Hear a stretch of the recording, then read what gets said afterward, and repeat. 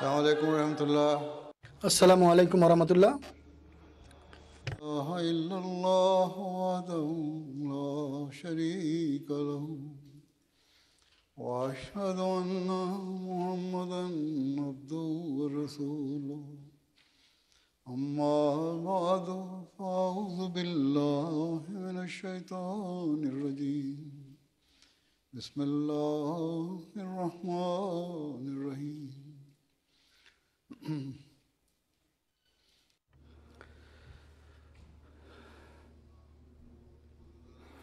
আল্লাহ তালার অপার কৃপায়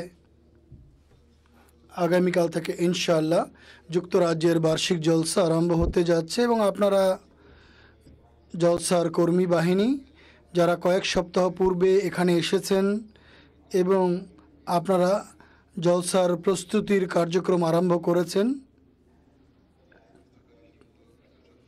কিছু কাজ এক সপ্তাহ পূর্বে শুরু হয়েছে, কিছু কয়েক সপ্তাহ পূর্বে, আর কিছু কাজ আজ থেকে আরম্ভ হচ্ছে এবং কিছু মানুষ আছেন যারা জলসার পরেও করতে থাকবেন।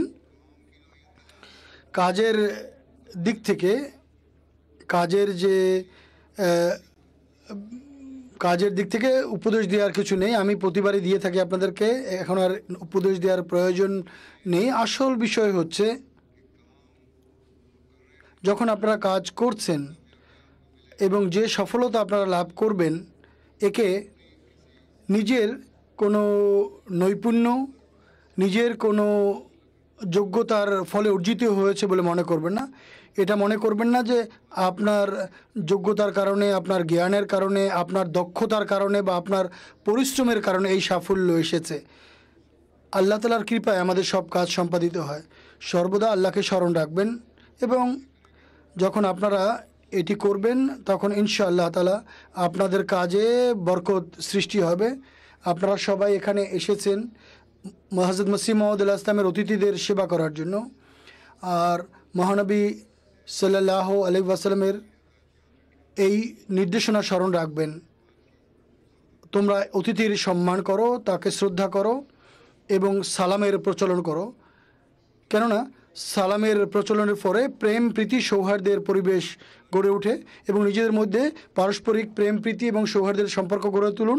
এবং অতিথিদের সাথেও অনেক সময় নিজেদের মধ্যেও, কর্মীদের নিজেদের মধ্যেও ভুল বোঝাবুঝি হয় বা কর্মকর্তাদের সঙ্গে ভুল বোঝাবুঝি হয়। হযরত মসিহ মউদ আলাইহিস সালাম এ কথাই বলেছেন যে তোমরা, বিশেষ করে কর্মীদেরকে তিনি উপদেশ দিয়েছেন যে তোমরা অতিথিদের সম্মান করো এবং তাদের সেবার জন্য যারা এখানে আসেন এই উদ্দেশ্য নিয়ে আসেন। আসল কাজই এটি, আসল উদ্দেশ্যই এটি। আপনারা সুন্দরভাবে নিজেদের দায়িত্ব পালন করবেন এবং নিজেদের সব সফলতাকে আল্লাহ তাআলার ফজল জ্ঞান করবেন এবং আল্লাহ তাআলার ফজলেই এই সব কাজ সম্পাদিত হয়েছে মনে করবেন। আল্লাহ তাআলা আপনাদের সবাইকে এর তৌফিক দান করুন। এখন আসুন আমরা দোয়া করি।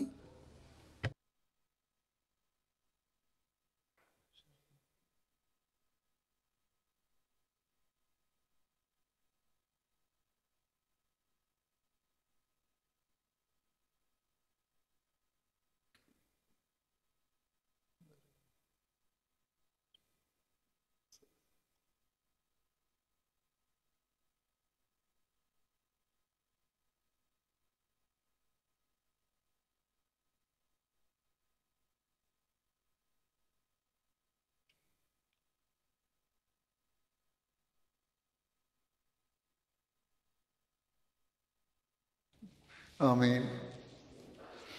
আমিন।